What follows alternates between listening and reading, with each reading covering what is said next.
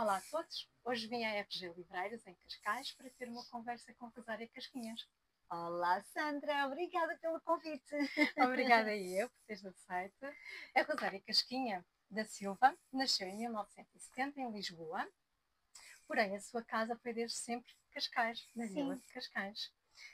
Licenciaste em Relações Públicas e Publicidade e começaste o teu primeiro desafio na escrita com o texto A Fuga, na coletânea de contos, palavras orientadas, histórias contadas. Histórias encontradas, isso mesmo, que resultou de um workshop de escrita criativa no Museu do Oriente.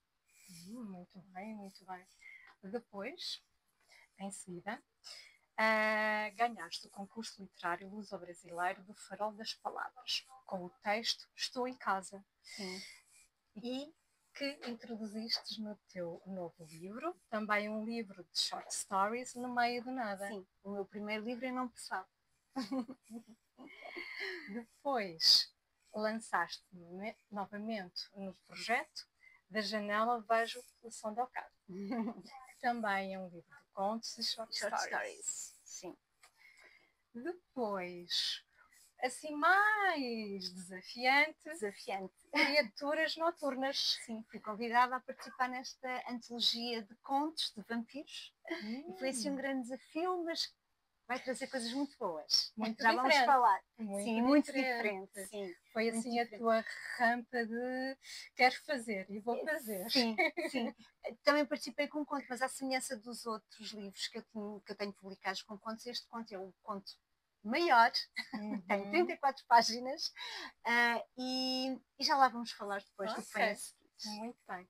Depois, um livro escrito com outra escritora também luso-brasileira, Amanda Lopes. Amanda Lopes, aqui, Entre Portas e Janelas. Foi um projeto muito interessante, é um livro escrito a 4 mãos e é o mais recente. Muito bom, muito bom. Olha, Rosário, vamos lá então. O que sentiste quando tiveste pela primeira vez o teu primeiro livro na tua mão? Diz-me.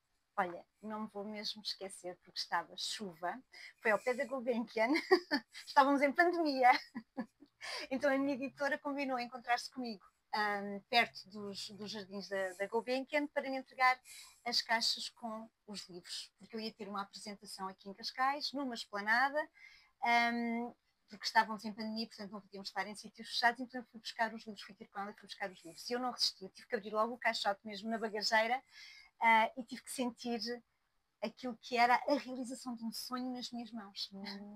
E portanto foi bastante emocionante, foi um momento de viragem, digamos assim, na minha vida. Ter o meu primeiro livro publicado, foi mesmo muito bom. Olha, e o que é que te leva, ou qual é a tua opção por escrever contos e short stories?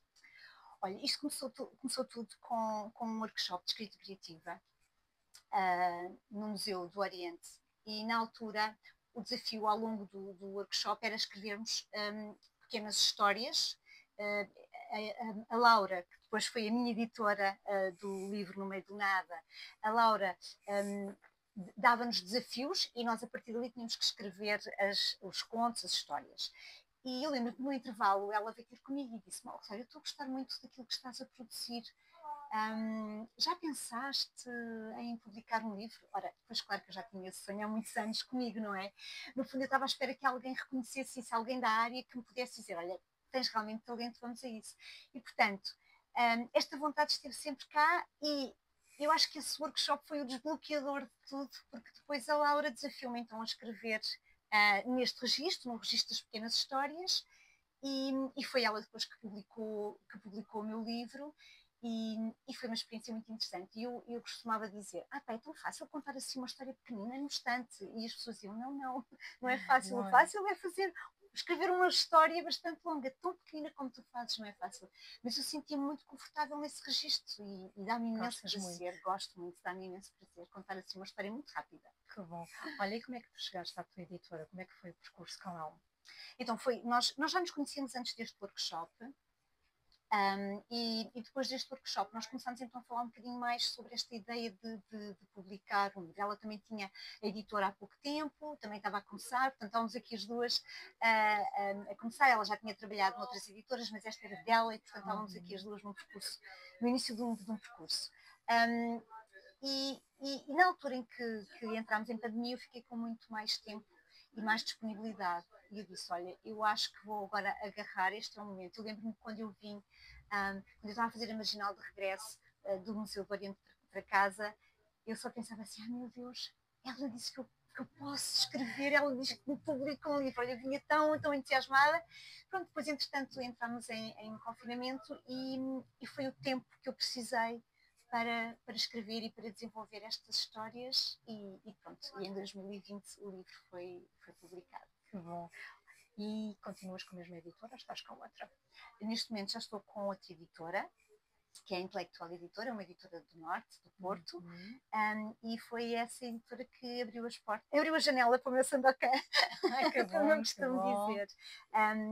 Eu depois continuei a escrever neste registro de pequenas histórias e fiz esta compilação, tive a ajuda de uma amiga minha que é a Sandra Marques Augusto, que me ajudou também aqui a estruturar as histórias, a criar aqui uma linha orientadora no livro, acompanhou sempre o meu processo de escrita e quando ele estava pronto eu pensei, agora eu vou enviar para várias editoras e vamos ver o que é que vai acontecer.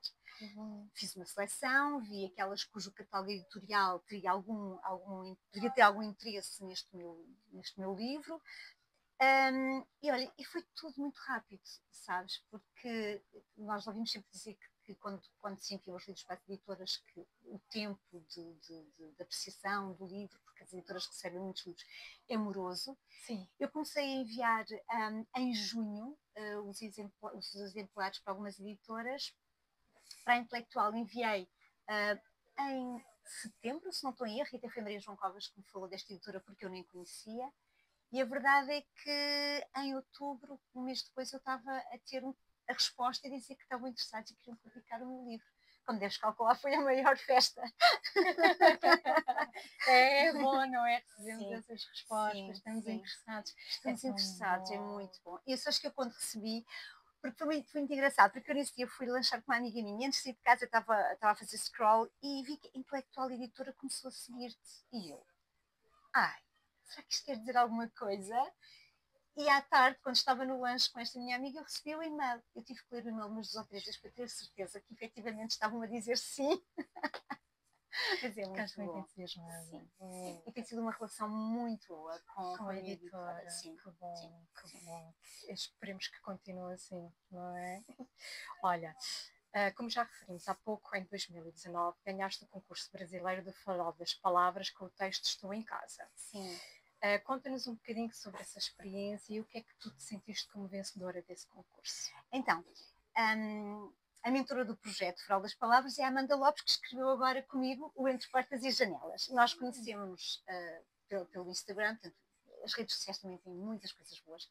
Nós conhecemos pelo Instagram e houve logo ali uma mágica entre nós as duas e ela tinha este projeto, e tem o projeto do Farol das Palavras, e na altura ela lançou este concurso. E eu, como estava a escrever os textos para o No Meio do Nada, selecionei aquele, porque aquele me dizia muito, porque era num parque, era onde eu queria fazer a entrevista, mas o vento não permitiu. O Parque da Ribeira dos Morros era um parque que eu gostava muito, às vezes era onde eu me refugiava na hora do almoço, e pronto, e enviei. E foi muito engraçado, porque eu sabia o dia em que ela ia anunciar os vencedores, e portanto estava sempre atenta ali ao Instagram dela, então estava a fazer compras no hipermercado, quando de repente eu, já sei o vídeo, vou ver, quando ela começa a anunciar, e chega ao primeiro e diz o meu nome, e disse, olha, não acredito, em pleno hipermercado. Portanto, foi muito giro. E mais um reconhecimento, não é? Saber que, entre tanto material bom que ela recebeu, terem selecionado o meu como grande vencedor. Sentiste que aquilo que tu escreves é reconhecido, não é? Sim. E como vês depois, isto acabou por ficar agora aqui, esta nossa minha conexão com a Amanda e eu de facto ter participado nisso, nós temos-nos vindo a conhecer melhor, resultou agora nesse livro. Que bom, que bom, que bom. Olha, a escrita mudou a forma como tu vês o mundo e como tu vês a ti própria? Mudou, sem dúvida. Para mim, a escrita, acima de tudo, é um exercício, pelo menos nestas pequenas histórias que eu tenho escrito, é muito um exercício de introspeção também. E é um exercício de observação do que está à minha volta. Aquilo que habitualmente nos passa despercebido, que não estamos atentos. Eu faço o exercício de estar atenta às pequenas coisas. E, portanto, eu acho que a escrita me tem ajudado muito nesse sentido, de observar verdadeiramente. Não ver, mas observar. Observar. Achas que é um escape? Também. Também é. E também já me confrontei com muitas coisas quando estava a escrever sobre mim. Sobre ti própria. Sobre mim Achas própria. que transpõe algum sentimento que tu não consegues dizer e consegues transpor para a tua escrita? É sim, isso? Sim. E o da Janela Vejo Sandokan tem muitos textos, tem muito de mim ali. Quem me conhece sente isso. Para mim, muitas vezes é o deitar cá para fora algumas coisas que estão aqui dentro e que eu sinto que são importantes colocar no papel para que outras pessoas também se identifiquem com aquilo que eu estou a sentir ou que eu já senti em determinado momento. E quando eu estou a escrever, eu estou na minha bolha. Talvez uma ajuda para quem leia, não é? Também. Eu já tive muitos feedbacks nesse sentido. Para que quem esteja a passar pelo menos veja que, ok, isto reflete exatamente aquilo que eu estou a sentir e é isto, se calhar, que eu preciso seguir para me sentir melhor. Sim, já tenho tido alguns feedbacks nesse sentido e só por isso já vale a pena escrever. E achas que as tuas palavras ajudam nesse sentido? Eu acho que sim, pelo menos para quem te lê. Para quem me lê, sim. Algumas pessoas depois referem, olha, eu gostei muito desta história que tu escreveste, identifiquei-me, ou eu estava a precisar de ler isto que tu escreveste, ou tu escreveste isto para mim. Então, tudo isso que bom isso. É muito bom. Tudo isso é energia para eu continuar, não é? Exatamente. E saber que toquei o coração daquela pessoa com a minha escrita, isso é maravilhoso. Que bom, que bom. Olha, vamos voltar onde tu deixaste aqui um pequeno suspense, que é as criaturas noturnas. Sim. Ora bem, então, tu participaste com o conto Cruz Alta, ok? Nesta coletânea. Porquê foi tão importante para ti? Conta-nos tudo. Olha, foi um desafio do meu editor, do Francisco. Ele mandou um e-mail a dizer que estava a preparar uma coletânea e que tinha convidado vários autores da editora e ele queria muito que eu participasse. E nesse e-mail dizia que o conto tinha aqui algumas orientações. Tinha que se passar no século XIX, em Portugal, e tinha que ter vampiros. E eu disse, olha, não. Não é para mim. Foi um desafio completamente diferente daquilo que tu fazes. Completamente. E eu disse, não. Foi logo a minha primeira. Não, isto não é para mim. E depois pensei, mas tu nunca dizes não a um desafio. Tenta lá escrever qualquer coisa. E eu disse, olha, Francisco, eu vou tentar, mas tu estás super à vontade. Quando receberes o meu original, se achares que não vale a pena, podes rasgar, faz o que tu quiseres. Olha, é um exercício de escrita, é um desafio, eu vou aceitar. E a verdade. E depois quando ele disse que era no mínimo, o conto tinha que ter 5 páginas A4 e no máximo 20. Eu, 20? Não, então se eu escrevo às vezes nem uma folha, um conto nem ocupa uma folha, como é que eu vou? O que é certo é que eu cheguei à página 18ª e eu disse, eu tenho que acabar a história. Entusiasmaste. Entusiasmei.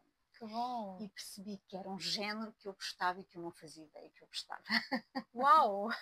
Portanto, foi muito importante para mim escrever o Cruz Alta, porque quando eu coloquei o ponto final no conto e enviei para o Francisco, esperei o feedback dele, que foi extremamente positivo.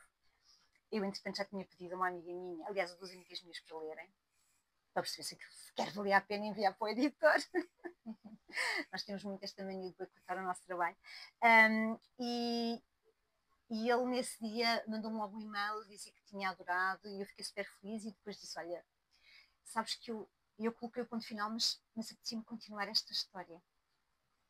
E eu disse, então pensa lá um bocadinho se queres escrever um romance gótico. Uau. E é exatamente isso que eu estou a fazer neste momento. Portanto, foi muito importante a participação no Criaturas Noturnas, por um lado, porque percebi que gosto de escrever este género e porque lancei-me pela primeira vez a escrever um romance. Saí das short stories e estou aqui a ir assim por um caminho que para mim era desconhecido, não é? Mas eu já me sentia tão confortável a escrever pequenas histórias que eu já queria experimentar outra coisa e, portanto, isto foi mesmo ali, digamos que o empurrão que eu estava a precisar para... Eu já estava a escrever um romance antes de surgir aqui o convite para as criaturas noturnas, mas não tinha nada a ver com a ficção gótica, é outra coisa totalmente diferente. Irei voltar a ele está lá guardadinho, já tinha ali os quantos capítulos, está lá guardado, irei voltar a ele, mas eu senti uma urgência em continuar esta história. Está dentro de ti, está pronta para sair. Ela para já está quase toda cá fora, já estou quase a terminar, mas eu tinha urgência em escrever esta história. Entendo. Olha, e quando é que achas que nós vamos poder ver essa história nas nossas mãos? Eu gostava muito no início do ano que vem, vamos ver. Então vamos esperar todos por essa história, parece bastante interessante. Olha, sim, qual foi destes teus livros, dessas todas as experiências que tu tiveste, mesmo as short stories, os contos, as participações que tu fizeste nas coletâneas, qual foi o teu conto preferido? Eu não vou dizer a participação, porque obviamente tu gostaste de todas, porque senão não o farias, não é? Mas qual foi aquele conto que te deu mais prazer, aquele que tu mais gostas? Olha, é tão difícil, mas da janela vejo o Sandokan. Há um que eu gosto, aliás, eu gosto de vários aqui, mas aquele que tocou mais, aquele que te eu gosto muito, mexeu mais contigo. Gosto muito do Control Alt Delete, gosto muito desse conto e tenho de confessar que o meu favoritos é um que está agora nesta coletânea que eu fiz com a Amanda, que não tem título, porque nós não colocámos títulos nos contos, mas que resultou de uma visita à casa do Fernando Pessoa. E foi muito engraçado porque eu fui à casa de Fernando Pessoa, voltei e quando cheguei à minha casa eu escrevi assim 3 histórias de rompante e esta foi sem dúvida, e é sem dúvida talvez uma das minhas favoritas, porque eu acho que saiu tão facilmente e foi tão... E está bonita, foi, e eu gosto muito. Começa, trus. Fernando, estás aí? Para mais, têm de comprar. Entre portas e janelas. Onde é que está à venda? Olha, está na UC, está na bertrand.pt e também no site da Intelectual. Boa, então, aos interessados, procurar e comprar. Diz-me uma coisa, que tipo de livro gostas de ler e qual é o teu autor preferido, aquele que te diz mais sobre ti? Olha, eu gosto de ler todos os géneros, eu não me fecho num género, gosto muito de ler. Há um escritor que eu admiro e que me inspira bastante, que é o Stephen King. Pronto, é isto. Gosto muito, eu chamo-lhe o meu mestre. Ele é mesmo um mestre e um homem que tem já 69 livros publicados, e mesmo a história dele e a forma como ele conseguiu ser publicado, para mim é uma história muito bonita, porque ele estava a escrever o Carrie e isto só demonstra que nós nunca devemos desistir. E para mim ele é uma inspiração nesse sentido. Ele escreveu o Carrie há 50 anos e tentou publicá-lo em várias editoras e recebeu imensos nãos. E chegou a uma determinada altura que ele disse: eu não quero saber, eu não vou publicar, acabou, deitou, pôs um caixote de lixo original. A mulher, a Tabitha, foi buscar o original e continuou a sua procura por uma editora que dissesse sim. E se não fosse ela, hoje não tínhamos Stephen King, porque ela conseguiu publicar sem o Carrie. E portanto, isto quer dizer que até a J.K. Rowling também teve tantos nãos, portanto, e ele inspira-me muito por isso, que todos os grandes ao princípio têm todos não. Todos não. Portanto, eu gosto imenso de Stephen King, mas depois eu gosto imenso. Os meus autores favoritos são autores portugueses. E qual é? Tenho muitos, mas assim, olha, por exemplo, eu gosto muito da Isabel Stilwell, eu gosto muito de ler romance histórico e gosto muito de toda aquela componente de investigação que eu confesso não tenho muita paciência para investigar. Eu sei que eu tenho que investigar, mas eu não tenho paciência e eu admiro aquela senhora, porque vê-se mesmo que ela tem paixão pela investigação. E o que eu gosto nos romances da Isabel é que ela dá-nos uma perspectiva muito muitas vezes destas grandes personalidades da nossa história que nós ainda não conhecemos. Ela consegue mostrar-nos um lado que ainda não é muito conhecido. Isso resulta muito de toda a investigação que ela faz. Portanto, gosto muito de ler romances históricos e gosto muito quando são escritos pela Isabel Stilwell. Depois, também gosto muito de Joana Bertolo, que descobri recentemente, já é uma escritora também contemporânea. Agora, assim, vamos lá procurar aqui um senhor também, não é? Já falei de duas senhoras, duas autoras portuguesas. Vamos aqui procurar. Bom, gosto muito também de policiais e gosto de Lourenço Seruia. Ai, Lourenço. Lourenço. Oh, Lourenço, é assim, tu vais ter que me pagar uma comissão por todas as pessoas que dizem que gostam do teu livro nas minhas entrevistas. Vais ter que convidar o Lourenço para entrevistar. O Lourenço está sempre cheio de trabalho, cheio de trabalho. Mas talvez um dia lhe faça esse convite. Olha, isto porque eu lia muito Agatha Christie. E eu gostava muito de todo aquele ambiente criado pela Agatha Christie, o mistério, tentar descobrir quem. E eu gosto muito de ir com a lupa, não é? E tentar descobrir quem é que é o assassino ou assassina. Raramente descubro. E o mérito é dos autores, como é óbvio. Mas gosto muito dessa vibe de tentar descobrir. E o Inspetor Bruno Saraiva. Sim, o Inspetor Bruno. Ainda não li o último, mas está lá em casa para ler. Ainda não li também, mas dizem que é muito, muito bonito. Ele foi pegar em temas em que encaixa muito bem. Sim. E já ouvi excelentes referências sobre o livro. Sim. Ele quis também ter ali, em paralelo com a história principal, aqui algumas referências que ele achou que era importante abordar. Portanto, gosto muito do Lourenço também. Não sei, são tantos, não dá para falar aqui todos. Mas não posso esquecer José Saramago. José Saramago, da nossa vida, não é? Da escola, das obras de Saramago. Mas agora vou fazer aqui uma confissão. Eu comecei a ler Saramago aos 50. E eu acho que foi a altura certa porque já estava preparada para ler Saramago. E talvez se lesses mais nova não davas a eu tentei ler e não resultou. O Memorial do Convento tentei ler várias vezes e não resultou. E eu recordo-me que estava em Óbidos e estava com a minha amiga Maria João Covas e ela já me tinha dito, tens que ler Saramago. Ler Saramago é assim. Lês em voz alta as primeiras 10 páginas, onde estão vírgulas são pontos finais e onde estão pontos finais são parágrafos. Muito longas. Tu tens que apanhar o ritmo, tens que ler em voz alta. E estávamos em Óbidos e disse, é hoje que eu vou levar o livro. Ela disse, começa pelas intermitências da morte. E é um livro, bem, os livros são todos muito bons, mas realmente começar pelas intermitências da morte foi realmente uma boa sugestão. Fiquei apaixonada e pronto, e a partir daí Saramago é realmente também uma grande Há livros que nós só conseguimos saborear na idade certa. Foi o que aconteceu, não é? Eu também tinha vários livros que me foram oferecidos quando eu era nova, muitos deles da Lídia Jorge, em que para mim não me disseram nada naquela idade. E agora comecei a ler e faz todo o sentido. Então é que depende da idade, cada idade tem o seu livro. Eu acho que eu estava com maturidade suficiente aos 50 para começar a ler Saramago. Que bom, que bom. Olha, quem são os teus influenciadores literários? Eu acho que todos os livros que eu leio acabam por me influenciar. Gostava de escrever assim. Não gostava de escrever assim. Ou então, não sei, eu acho que eu aprendo muito com...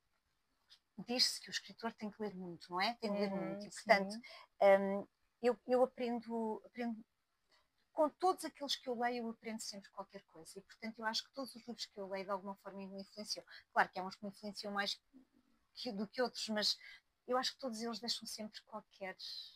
Também aprendes a saber aquilo que gostas e o que não gostas, aquilo que gostarias de escrever e ou não. Aquilo que não é mesmo, não tenho mesmo a potência para escrever sobre aquele tema ou aquele género. Eu não me quero fechar em géneros, eu quero experimentar várias coisas. Por isso, como vês, saltei das short stories, agora estou na ficção. Ainda continuas naquela descoberta do que é que... Quero. E acho que nunca me vou fechar, num género. Eu dá-me prazer escrever.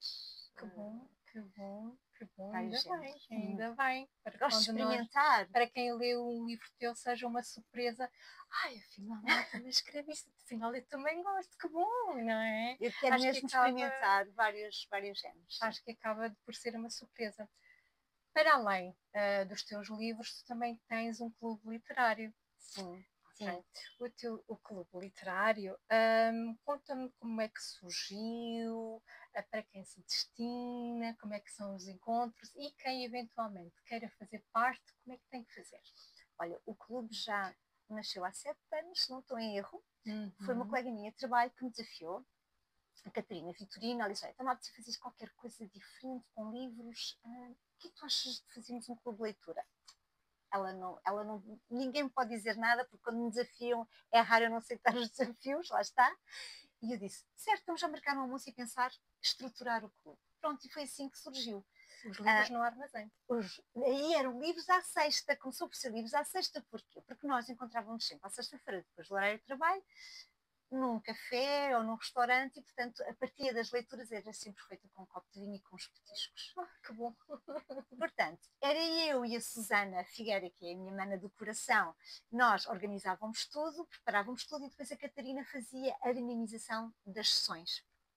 E foi assim até a pandemia. Depois veio a pandemia, nós ainda mantivemos os encontros online. Depois, entretanto, a Catarina Vitorino seguiu outro caminho, e eu e a Susana ficámos com o bebê e dissemos: vamos nós dinamizar. E, portanto, tem sido sempre assim. Temos sido as duas as dinamizadoras do clube. Houve um ano que decidimos convidar a Sandra Marques Augusto para dinamizar, também para dar ali um outro elan. Mas basicamente somos nós que fazemos isso. O clube reúne-se todos os meses, a um sábado. E este ano fizemos a Casa da Horta, a nossa casa, portanto, a Biblioteca Municipal de Cascais, Casa da Horta da Quinta de Santa Clara, é agora a nossa casa, e é lá que nós nos reunimos um sábado por mês às 3 da tarde. Umas vezes levamos escritores, outras vezes não, às vezes temos um tema, outras vezes temos leitura livre. É muito dinâmico, não se fecha só num tema ou estamos todas a ler o mesmo livro, não. Eu acho que quando, por exemplo, quando fazemos parte desses clubes de leitura, é um livro estipulado por cada mês, não é? Um livro estipulado por cada mês. Começou E a todos ser assim. têm que ler um livro, e depois fazemos a reunião e comentamos sobre o livro. Sim. Então, com vocês é diferente. Começou por ser assim, Uhum. mas depois, olha, destrambulhámos. Não, depois achámos que era interessante também experimentarmos outras modalidades, outras dinâmicas, e acho que esta agora, que está mais leve, acho que as próprias clubeiras também pediram isso, porque nós no início deste ano fizemos um pequeno questionário para perceber o que é que elas gostariam que fosse o clube, e acho que salpicar estes encontros com presença de autor, leitura do livro do autor ou livros do autor, leitura livre, temática. Portanto, tudo isso permite depois que haja uma diversidade e uma riqueza maior nas sessões.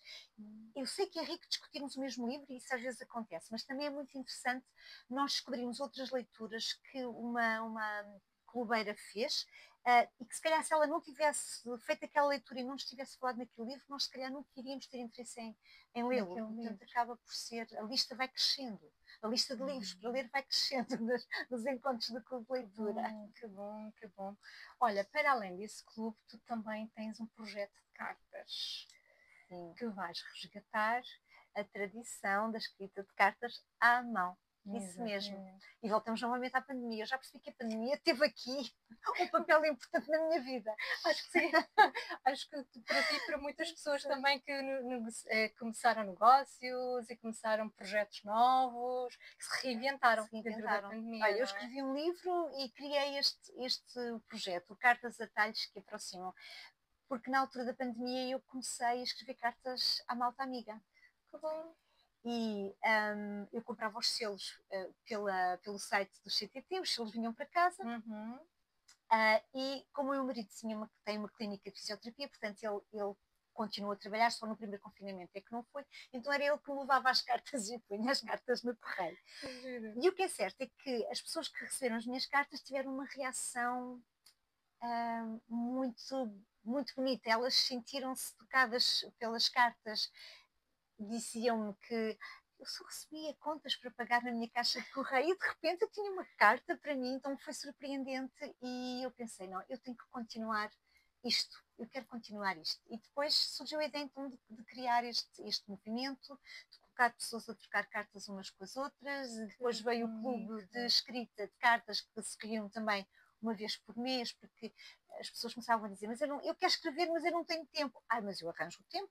Então, neste dia, quando nos reunimos, é para escrever cartas, também comemos e bebemos, porque a comidinha é sempre bem-vinda, mas escrevemos cartas. Portanto, criou-se aqui um movimento bonito. Sim, ainda é um movimento pequenino, mas ele existe. E o que é certo é que quando elas enviam a carta a uma amiga, fica aquela vontade da amiga responder, fica a vontade de experimentar enviar carta para alguém.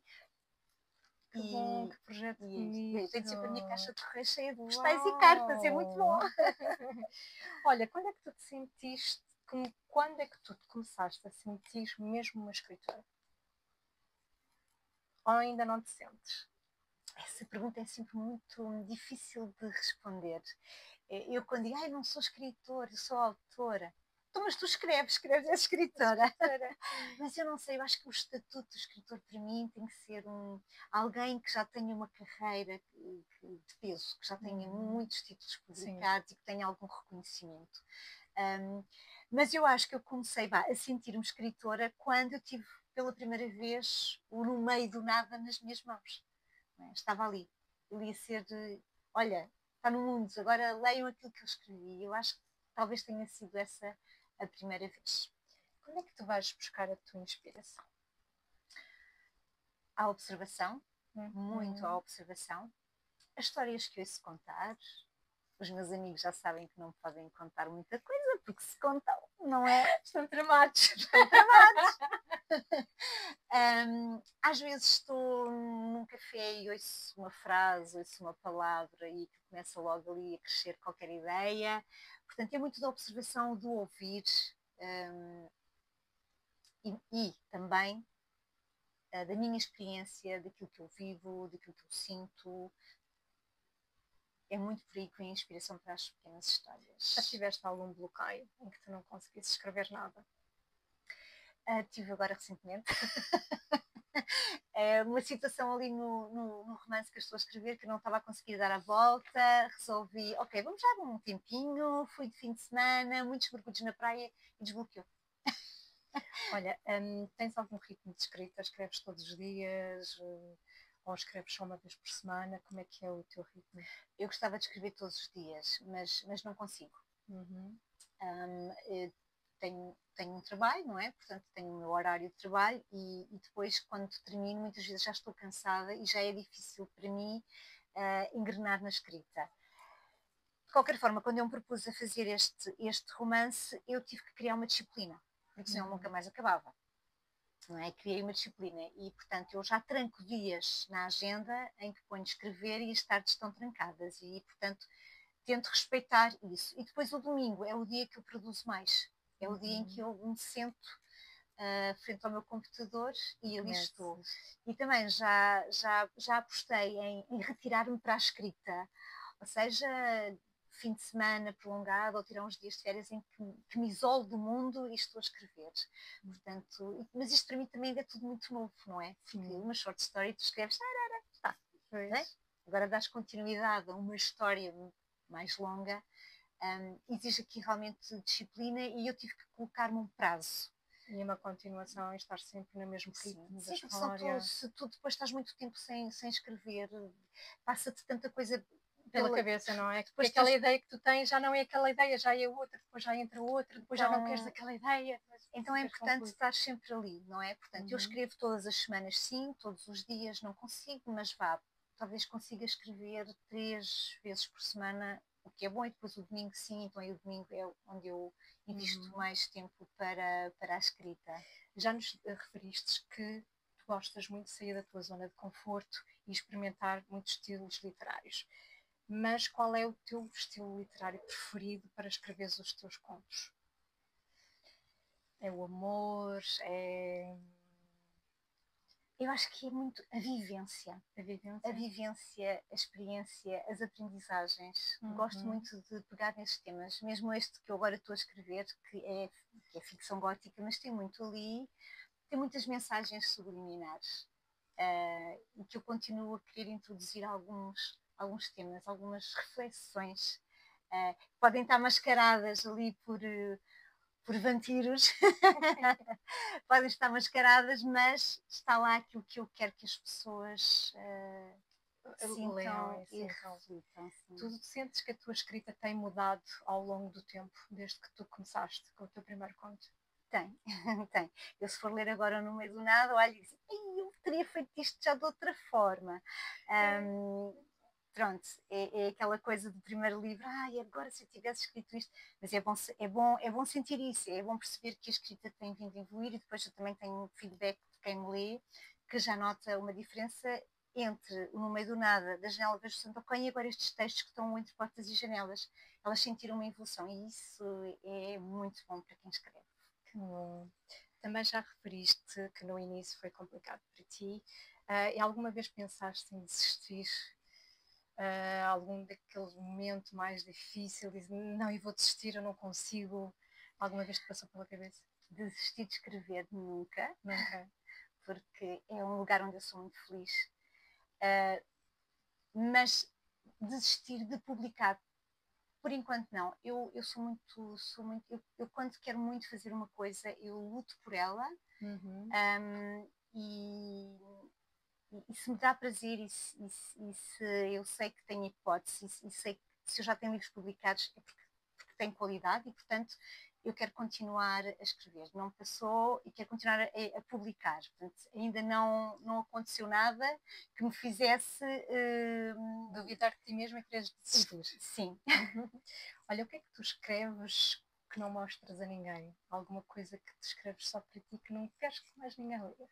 Sim. Sim, escrevo. Não é um diário, porque eu não escrevo diariamente, mas às vezes sinto necessidade de deitar cá para fora o que me vai na alma e deito sem autocrítica, sem me preocupar muito com a escrita. É mesmo uma escrita reflexiva. Eu deito tudo cá para fora, não mostro a ninguém. Às vezes nem volto a ler. É aquilo que eu estou a sentir e que eu preciso de exteriorizar. Então vai para o papel e ali fica. De tudo o que tu fizeste, qual é aquele conto ou aquela história que tu gostavas que transformasse num filme? Então, há um conto da Janela Verde do Sandokan que já foi trabalhado, transformado em guião para uma curta. Que engraçado! Mas estamos por aí ainda. Está no segredo dos deuses. Não avançámos ainda não se avançou mais, está ali preparadinho e logo se vê o que é que vai acontecer. Que bom, então esperemos por notícias, certo? Olha, se tu pudesses voltar atrás, que conselho é que tu darias à Rosário quando começou a escrever o primeiro conto? Continua, segue em frente, corre atrás dos teus sonhos, porque eles são possíveis de serem agarrados. Quem é que tu gostavas que te lesse?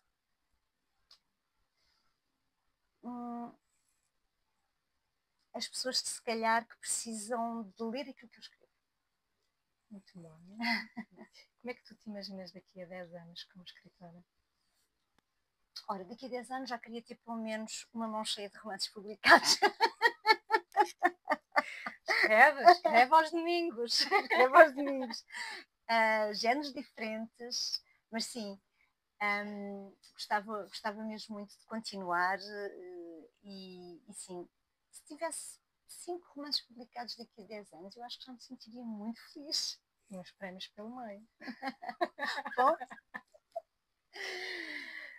fala-me um pouco da Rosária como pessoa. Então, a Rosária não se sente na idade que tem. E também não se diz, uma senhora nunca revela a sua idade.